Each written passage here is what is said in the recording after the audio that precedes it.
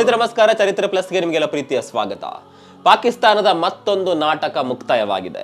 ಎಲ್ಲರೂ ಅಂದುಕೊಂಡಂತೆ ಐಸಿಸಿ ಪಾಕಿಸ್ತಾನದ ಬೇಡಿಕೆಗಳಿಗೆ ಕ್ಯಾರೆ ಅನ್ನಲಿಲ್ಲ. ನೀವು ಷರತ್ತು ಬೇಕಾದ್ರೂ ಹಾಕಿ, ಏನ್ ಬೇಕಾದ್ರೂ ಹಾಕಿ, ಆಡೋದಕ್ಕಿಷ್ಟ ಇಲ್ಲ ಅಂದ್ರೆ ಆಡಬೇಡಿ, ಆದರೆ ನೀವು ಹೇಳಿದ್ದನ್ನೆಲ್ಲ ನಾವು ಒಪ್ಕೊಳ್ಳೋದಿಲ್ಲ ಅಂತ ಐಸಿಸಿ ಯಾವಾಗ ಕಡ್ಡಿ ಮುರಿದ ಹಾಗೆ ಹೇಳ್ತೋ, ಪಾಕಿಸ್ತಾನ ಈಗ ಉಲ್ಟಾ ಹೊಡೆದಿದೆ.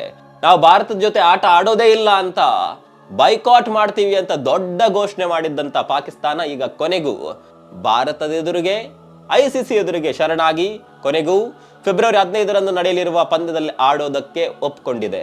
ತನ್ನ ಮರ್ಯಾದೆಯನ್ನ ತಾನೇ ಕಳೆದುಕೊಳ್ಳುವುದು ಅನ್ನೋದು ಇದಕ್ಕೆ ಅನ್ಸುತ್ತೆ.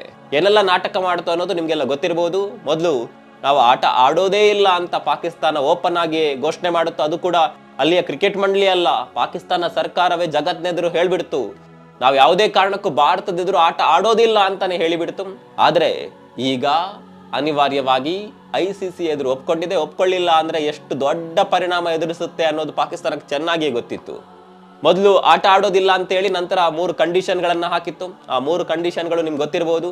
ನಮ್ಗೆ ಆದಾಯದಲ್ಲಿ ಹೆಚ್ಚಿನ ಪಾಲು ಕೊಡಬೇಕು, ಎರಡನೇದಾಗಿ ದ್ವಿಪಕ್ಷೀಯ ಸರಣಿಗಳನ್ನ ಆಡಿಸಬೇಕು, ಅಂದ್ರೆ ಭಾರತ ಮತ್ತು ಪಾಕಿಸ್ತಾನ ನಡುವೆ ಹಿಂದೆ ಯಾವ ರೀತಿಯ ಸರಣಿಗಳಾಗ್ತಾ ಇತ್ತು ಆ ಸರಣಿಗಳನ್ನ ಆಡುವಂತೆ ಭಾರತದ ಮನವೊಲಿಸಬೇಕು ಅಂತ ಐಸಿಸಿಗೆ ಪಾಕಿಸ್ತಾನ ಒಂದು ರೀತಿಯ ಷರತ್ತನ್ನ ವಿಧಿಸಿತ್ತು. ಅದಾದ ನಂತರ 3ನೇದು ತುಂಬಾ ಕಾಮಿಡಿ ಇದೆ.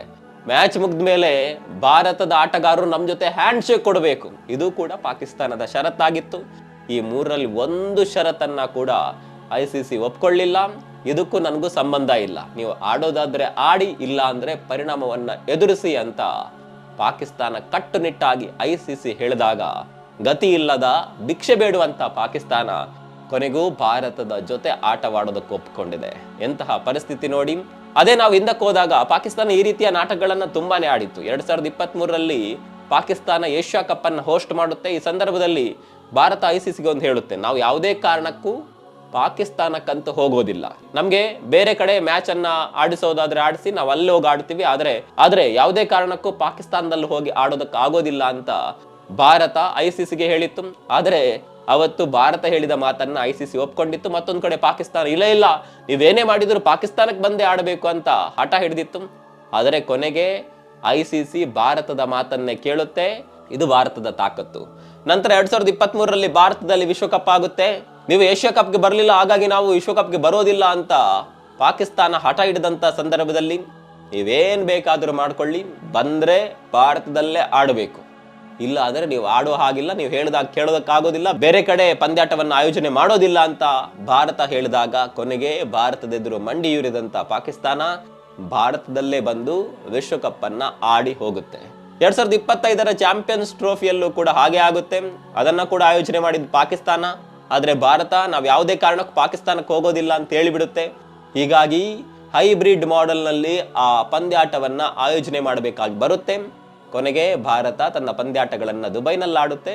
ಭಾರತ ಅದನ್ನು ಗೆದ್ದುಕೊಳ್ಳುತ್ತೆ, ಅದು ಬೇರೆ ವಿಚಾರ. ಅಂದ್ರೆ ಐಸಿಸಿ ಭಾರತ ಹೇಳಿದ್ದನ್ನ ಕಡಾಖಂಡಿತವಾಗಿ ಕೇಳುತ್ತೆ. ಪಾಕಿಸ್ತಾನದಂತ ಗತಿ ಇಲ್ಲದ ದೇಶಗಳು ಹೇಳಿದಾಗ ಐಸಿಸಿ ಕೂಡ ಕೇರ್ ಮಾಡೋದಿಲ್ಲ ಅನ್ನೋದು ಇದರ ಹಿಂದಿನ ಅರ್ಥ.